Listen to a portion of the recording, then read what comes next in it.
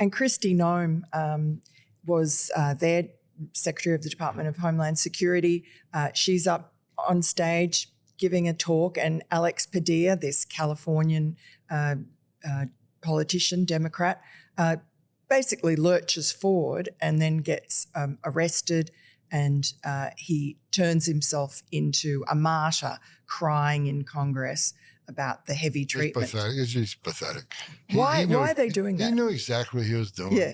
Let's make a scene. Let me get on TV. And, because they can't argue what we're doing. They can't honestly sit there and say, okay, ICE shouldn't remove criminal aliens from the United States. They're screaming and yelling about ICE arresting people and ICE enforcing the law and how dare they do this. Meanwhile, in 4 years under Biden, we just discussed it. Sex trafficking women and children skyrocketed, not a word. Yes. Thousands of children are being smuggled in the country every week.